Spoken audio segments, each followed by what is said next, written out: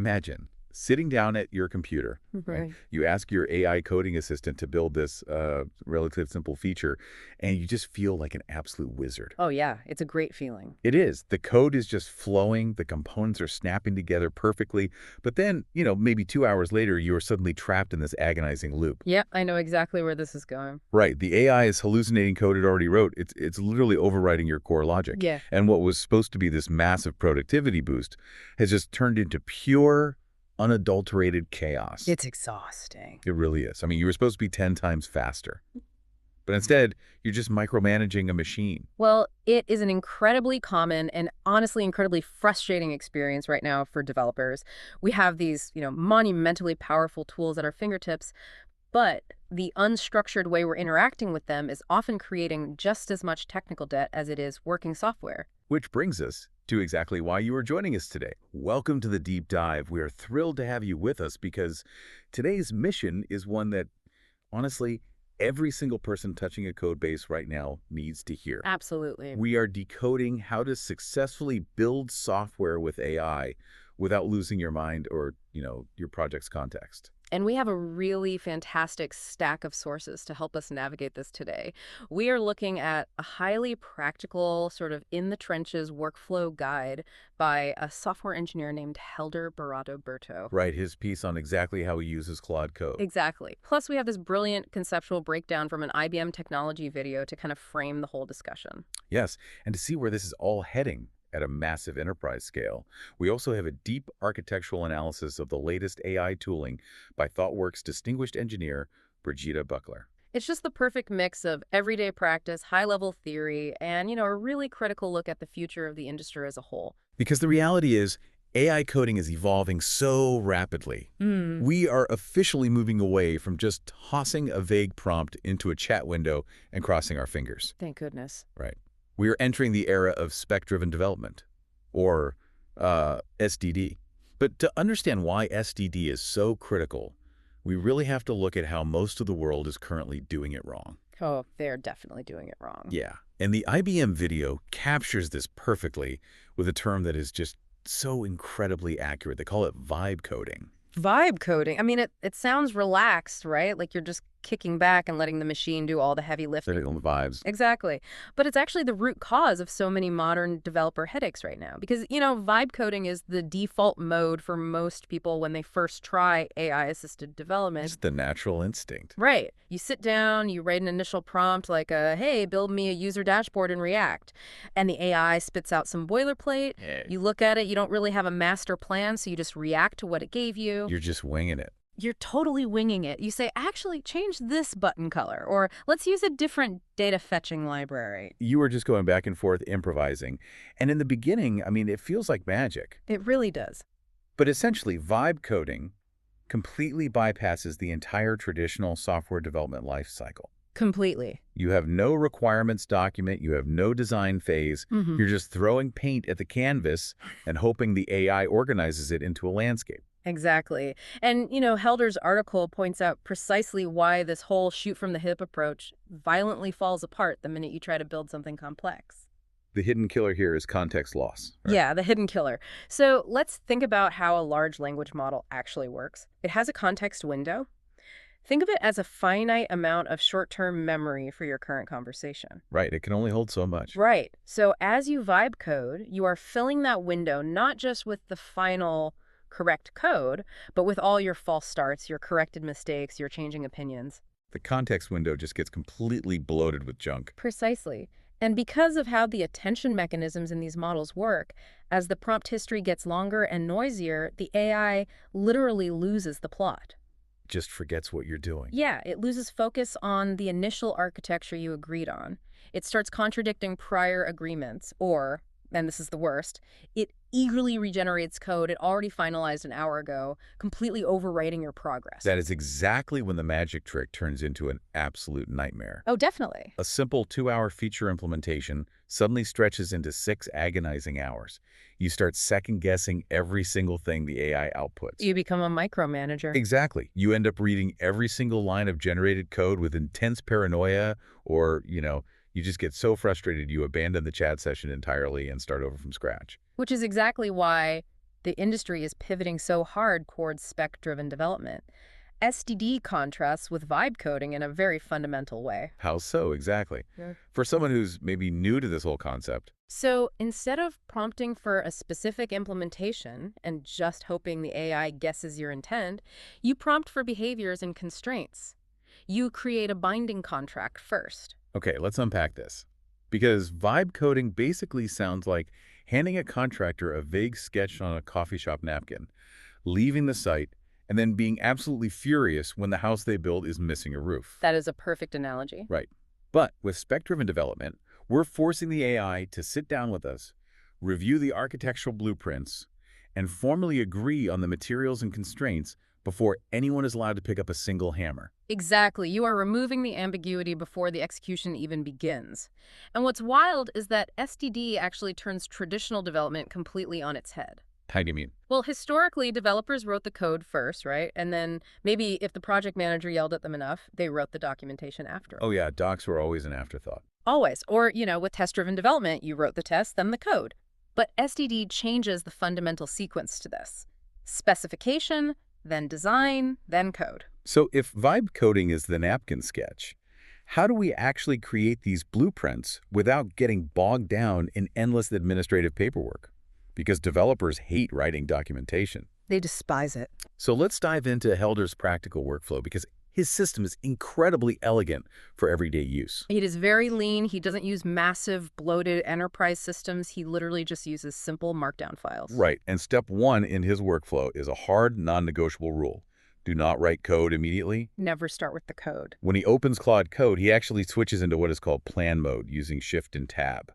This physically prevents the AI from jumping straight to implementation. It forces a brainstorming session. Which is so crucial. He throws out an idea, the AI analyzes it, he pushes back on the AI's bad suggestions, they refine the approach, and only when the plan is completely solid does he have the AI generate a file called spec.md. And we need to make a really clear distinction here about what goes into that spec.md file versus his other main file, claudemd.md. Oh yeah, that's super important. Because if you mix these two up, the whole system just breaks down entirely. claudemd.md is permanent. It is project-wide. This is the file that tells the AI how to behave, basically. Yes. It contains the immutable rules for your specific code base. So for example, if your engineering team has a strict rule that you only use functional components in React, never class components, you put that in claude.md. Got it. You put your specific linting rules, your commit message conventions, and your test commands there. It is the underlying law of the land, and the AI reads it every single time it boots up. But the spec.md is entirely different. It is ephemeral. Exactly. Spec.md dictates what to build right now for this specific feature ticket. Helder describes it as a living, structured document. It's not some static PDF that gets filed away. Right, a living spec. It actually differs from traditional code documentation because traditional docs describe what the code already does after the fact. Right. But this living spec dictates what the AI is going to do next. It contains the feature context, the chosen technical approach, and a literal checklist of tasks using those little markdown brackets that you can mark with an X. And crucially, it includes a decisions section. Yes. That detail stood out to me as incredibly smart. He notes that you should write down why trade-offs were made directly in the spec. It saves so much time. For instance, documenting, we chose to use secure cookies here instead of local storage because of X security requirement. By writing that down, you prevent yourself from having to relitigate that exact same argument with the AI 2 hours later when its attention span inevitably drifts. It acts as an anchor. And ideally, the spec should be small enough that you, the human, can read it and grasp the entire state of the feature in about 30 seconds. Keep it lean. Exactly. Implementation details, the actual loops and variables, those belong in the code files. The spec is purely the contract of intent. Now, here's where Helder shares what I think is the most surprising and honestly kind of jarring secret to his entire workflow. It's about iterative maintenance. Oh, the clearing part. Yes. So picture this. You're working along, the AI finishes a task. You go into the spec.md, you manually mark the task with an X in the checklist, you update the decision section if you had to pivot your approach midstream, and then you type the /clear command. You intentionally wipe the session? You completely clear the AI's short-term memory, And then you start a brand new session, explicitly pointing the AI back to that spec.md file. Yep. Now, I have to push back on this, because wiping the session memory right in the middle of a complex project feels terrifying to me. It goes against all our instincts, It right? feels like I'm giving my assistant a lobotomy right when they finally understand the flow we're in. Aren't we destroying all that valuable context? What's fascinating here is that we have to fundamentally reframe how we think about an AI's memory. The conversational session history is not the memory. Wait, explain that. How is the chat history not the memory? The spec is the memory. The chat session is merely a temporary execution environment. Oh, I see. Think back to what we discussed about context window bloat. When you clear the session, you aren't losing context, you are releasing noise. Releasing noise. Right. If you don't clear the session, you are forcing the AI to perfectly weigh an hour of conversational back and forth. All the mistakes and everything. Exactly. It has to look at code it wrote that was wrong, your prompt correcting it, the new code, the linting error you pasted in, and the final fix. That is a massive cognitive load for an LLM. Its attention mechanism gets diluted by all those discarded tokens. So the AI is basically trying to read a messy transcript of every mistake we just made, rather than just looking at the final agreed-upon state. Exactly. But if every meaningful decision, every completed task, and every updated constraint has been carefully written back into that lean spec.md file, then starting a new session gives the AI a literal superpower. Because it wakes up fresh. It wakes up with a perfectly clean, uncluttered context window. It reads the spec.md, sees what is already marked with an X, sees the roles in Claude.md, and picks up the next task with absolute laser-focused precision. Wow. It isn't guessing based on a messy chat history. It is executing a contract. That is a massive paradigm shift. It's like waking up every morning with perfect amnesia, but the very first thing you read is a completely accurate, up-to-date, highly structured diary of exactly who you are, what you accomplished yesterday, and what you need to do today. You'd be incredibly focused. That's exactly it. It keeps you, the human, firmly in the driver's seat. And because that spec.md file acts as an unbreakable contract, it solves another massive headache before the execution even begins. And that is verification. Oh, verification is so critical. The IBM video brought up a fantastic point about how specs clarify testing. They used an example of building a user authentication feature, specifically a login endpoint. Right. Think about vibe coding a login page. You just ask for it, and the AI might give you any one of 30 different authentication patterns. It's a total dice roll. It is. It might use JWTs, it might use sessions, it might not handle errors at all. But in SDD, you define the exact constraints in the spec first. You lock it down. You dictate that it must accept a POST request. You define the exact expected variables, like username and password. You define the exact fallback failure codes if a parameter is missing. And the test cases are written right into the document. Yes. That is the brilliant part. You define the verification right in the planning phase. You write into the spec, test case. Valid credentials must return a 200 HTTP success code. By doing this, you just remove all the ambiguity for the LLM. Completely. Testing is no longer an afterthought that you hurriedly tack on at the end of a sprint. Oh. It is explicitly embedded in the contract before a single line of logic is generated. The AI knows exactly how its work will be graded. Which sounds like absolute perfection when you are managing it manually like Helder does.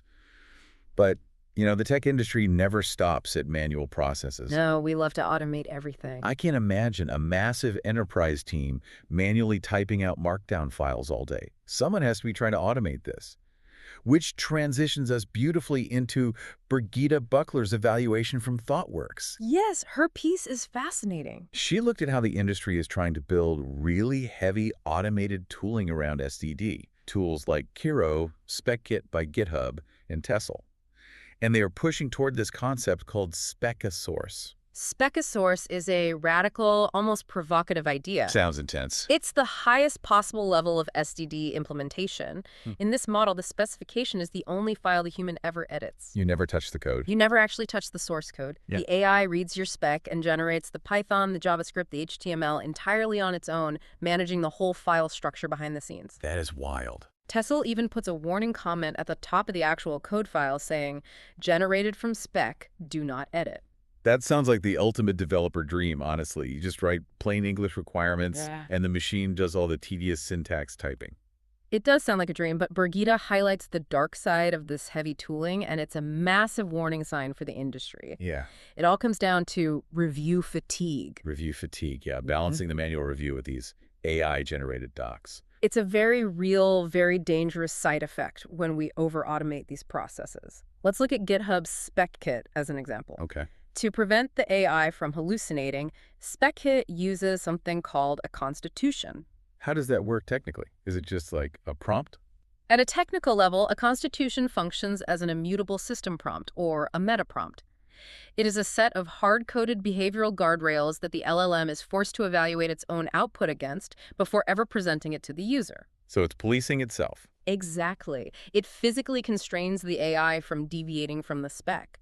But to enforce this constitution across a complex project, Spec-Kit has to generate an enormous amount of administrative files. Right. It creates separate markdown files for the planning phase, files for task tracking, files for architectural research. And Birgitta found herself spending so much time just reviewing these repetitive, highly verbose AI-generated markdown documents that it became incredibly tedious. I can imagine. The tool was generating more administrative paperwork than actual executable code. And it wasn't just Spec-It. She tried using Kiro to fix a tiny, incredibly simple bug. Yeah. And Kiro's rigidly automated STD workflow took this minor fix and autonomously generated a requirements document containing 4 massive user stories with 16 different acceptance criteria. For a single bug. For a bug, it's insane. She points out that one of the AI-generated acceptance criteria was literally, as a developer, I want the transformation function to handle edge cases gracefully so that the system remains robust. That is the most corporate boilerplate nonsense I have ever heard.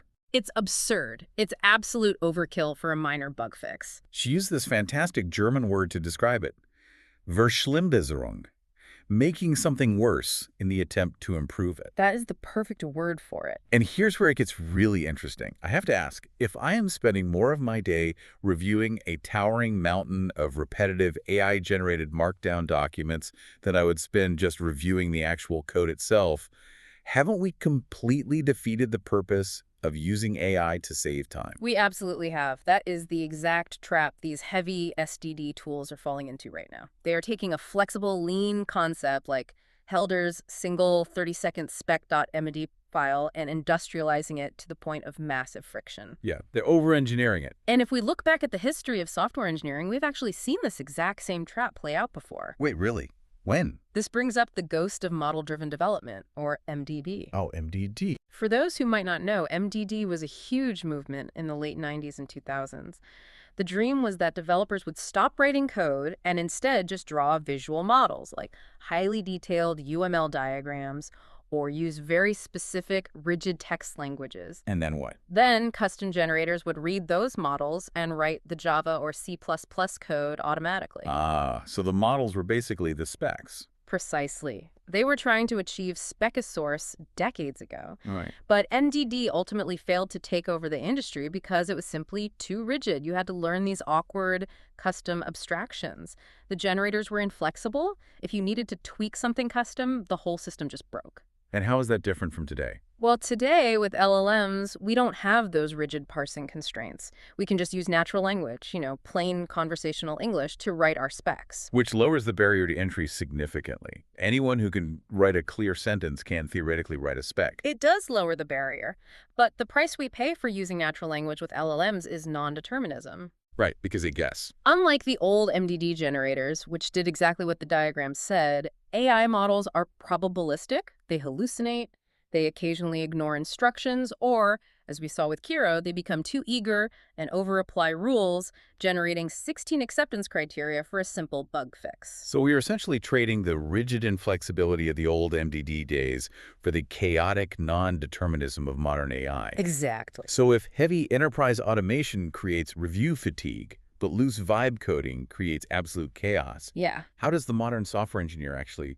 balance this? It's the million-dollar question. Helder seems to have found the sweet spot with his manual spec.md, and he notes that despite all the quirks of the AI, a well-maintained, lean, human-curated spec is incredibly valuable for the long-term maintainability of a project, even without the AI. That is a vital point.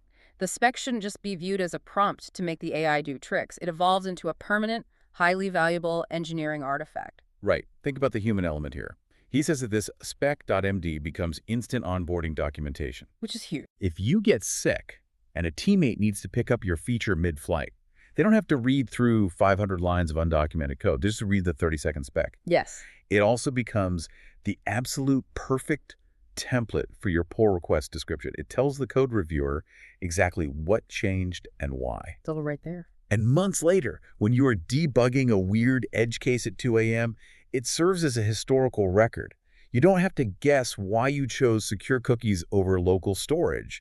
The decisions section of the spec literally tells you. And this is why the underlying discipline of spec-driven development is so important to learn right now, regardless of which specific tool you end up using. What do you mean? Like for the developers listening? In a changing environment where the AI handles the syntax, where the machine actually types out the Python loops or the React hooks, the human engineer's primary job is fundamentally shifting. Changing from typing syntax to what? Your job is no longer primarily syntax generation. Your primary job is now architectural steering and verification. Steering and verification. It's about critical thinking.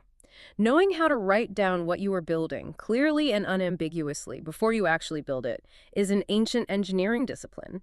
And it is a discipline that is going to long outlast the current hype cycle of whatever AI coding tool happens to be popular this month.